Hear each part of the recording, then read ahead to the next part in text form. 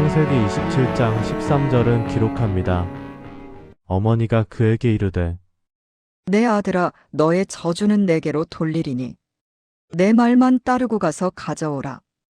안녕하세요. 여러분, 인생을 살다 보면 자식 잘 되라고 한 일이 오히려 독이 되어 돌아오는 순간들을 마주하곤 합니다.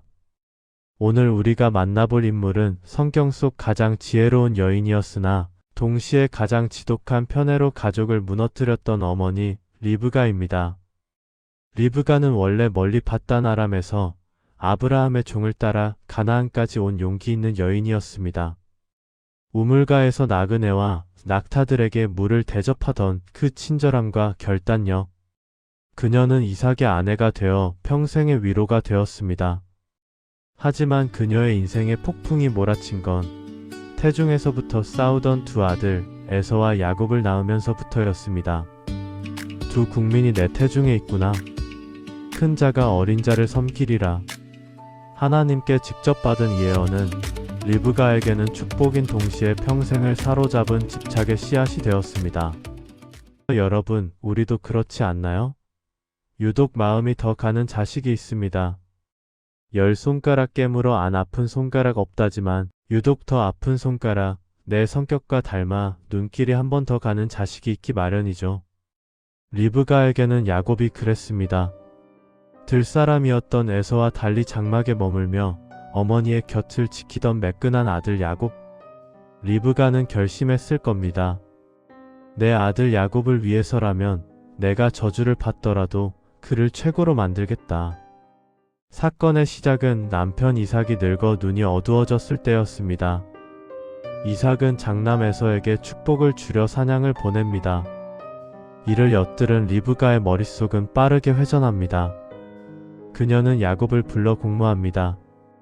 남편을 속이고 에서의 옷을 입히고 염소 새끼의 가죽으로 매끈한 손을 덮어 눈먼 남편을 기만하게 합니다. 이것은 단순한 지혜가 아닙니다. 사랑이라는 이름으로 포장된 정서적 가스라이팅이자 가족 전체를 파괴하는 조종이었습니다. 야곱이 주저하며 내가 아버지께 속이는 자로 보일까 두렵습니다. 복은커녕 저주를 받을까 하나이다라고 떨 때 리브가는 단호하게 말합니다. 너의 저주는 내게로 돌려라. 내 말만 들어라. 이 문장 속에 숨은 리브가의 오만한 내면, 톡백을 우리는 상상해 볼 수 있습니다. 이삭, 당신은 너무 늙고 어리석어졌어. 하나님의 뜻은 에서가 아니라 야곱에게 있는데 당신은 그저 고기 맛에 취해 분별력을 잃었지. 내가 아니면 누가 이 가문을 바로잡겠어. 야곱, 나의 착한 아들아, 떨지 마라. 엄마가 시키는 대로만 하면 너는 왕이 될 수 있어.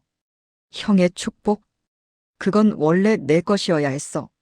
내가 조금 속이는 것이 뭐가 대수냐? 이건 거짓말이 아니라 하나님의 뜻을 돕는 거룩한 책략이야. 내 손에 피를 묻히고 내가 저주를 받더라도 너만 잘 된다면 나는 상관없어. 나만큼 너를 사랑하는 사람이 또 어디 있겠니? 아버지는 널 몰라, 형도 널 시기할걸. 오직 나만이 내 미래를 완벽하게 설계할 수 있어.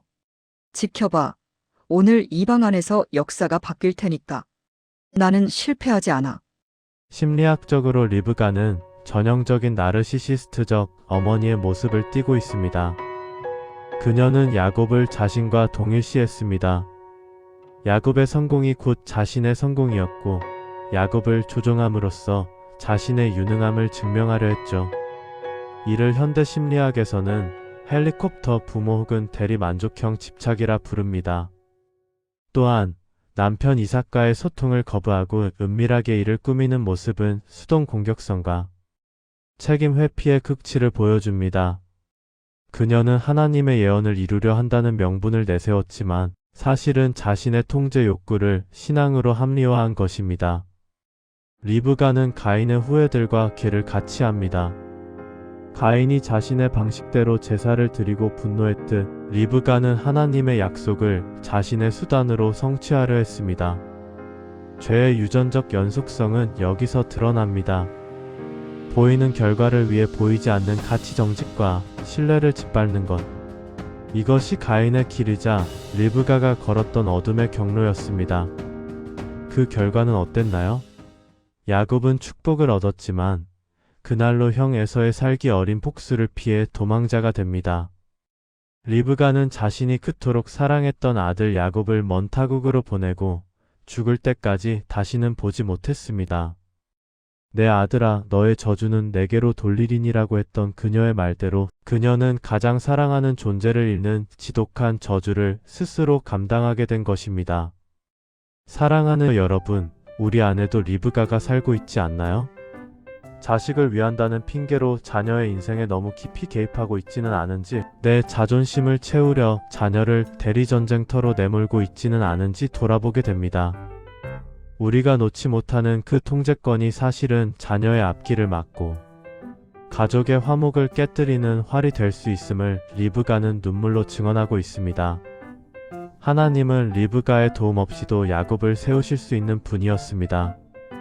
하지만 리브가는 하나님을 기다리기보다 자신의 잔머리를 믿었습니다. 불신앙은 언제나 서두름에서 오고 서두름은 소중한 이들에게 상처를 남깁니다.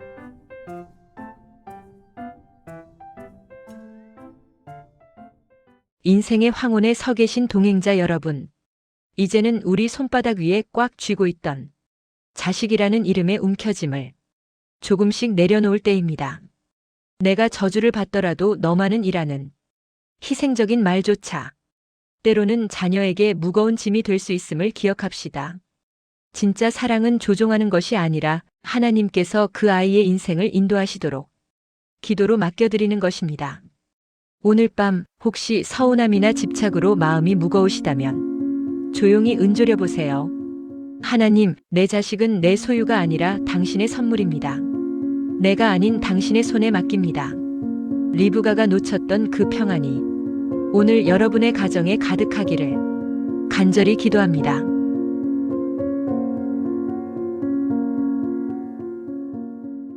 오늘 영상 재미있게 보셨나요? 영상 구독과 좋아요로 이여정에 함께 동행해주세요. 구독과 좋아요는 많은 이들에게 이 영상을 노출하여 여러 사람에게 하나님의 사랑을 널리 전파합니다. 전도하는 마음으로 꾹 눌러주세요. 댓글로 여러분의 마음도 들려주세요. 제가 읽고 기도하는 마음으로 답글을 남기겠습니다. 감사합니다.